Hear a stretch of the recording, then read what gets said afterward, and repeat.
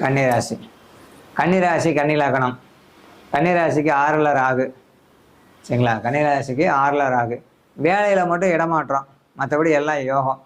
எதிரிகளை அழிப்பார். கன்னிராசிக்காரர்கள் எதிரியை ஜெயிப்பாங்க.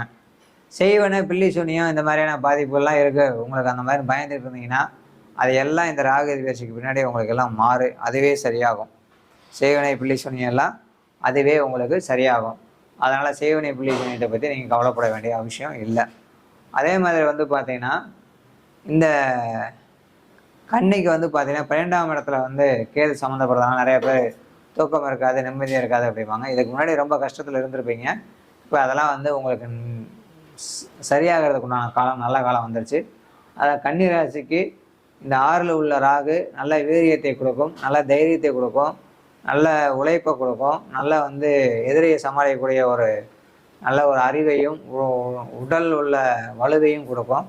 அதனால் இந்த கன்னி ராகு ஒன்றும் தொந்தரவு இல்லை. கன்னிக்கு ராகு கேது பயிற்சி கன்னிராசி கன்னிலக்கணத்துக்கு ரொம்ப நல்ல முன்னேற்றத்தை கொடுக்குது.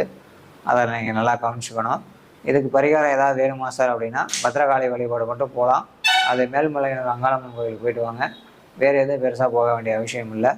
இதுக்கு அடுத்து வந்து இப்போ இதே இடத்துல வந்து நம்ம சொன்னோம் இங்கே கன்னிக்கு 6ல் ராகு யோகம்ண்டு. அங்கே 6லேயே புதன் இருக்குன்னு வச்சுக்கோங்க. புதன் மேலே ராகு போகும்போது என்ன ஆகும்? தேவையில்லாமல் டாக்குமெண்ட் பிரச்சனை, அனந்தவி பிரச்சனை, வாகன விபத்து, இந்த மாதிரி நிறையா நடக்கும். ஒரு கிரகம் இருந்தால் அதுக்கு வேறு பலனு. எந்த கிரகமும் இங்கே கும்பத்தில் இல்லை சார், நான் கன்னிராசி கன்னிலக்கணம்னா உங்களுக்கு கோடீஸ்வர யோகம் தான். மேசராசிக்கும் கன்னிராசிக்கும் கோடீஸ்வர யோகம் தான். பெரிய லெவலில் நீங்கள் நல்ல மாற்றம் உங்களுக்கு நல்லாயிருக்கும். அதை அனுபவத்தில் நீங்கள் பார்ப்பீங்க. சரிங்களா? அதில் கன்னிராசி கன்னிலக்கணக்காரர்கள் எதுலேயும் கவலைப்பட வேண்டாம். இதுக்கடுத்து இந்த கன்னிராசிக்காரர்களுக்கு பெரும்பாலும் வயிறு தொந்தரவு எப்பயுமே இருக்கும். அதேமாதிரி சிம்மராசிக்கு இருக்கும். நீங்கள் 2 பேருமே வயிறு சம்மந்தமான கொஞ்சம் தொந்தரவுகள் இருந்ததுன்னா அதை மட்டும் பார்த்துக்கணும். இன்னொன்று, ஃபுட் கண்ட்ரோலில் இருந்துக்கிட்டால் போதும்.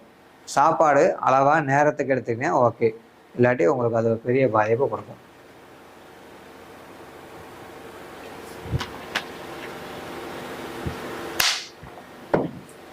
முடிச்சு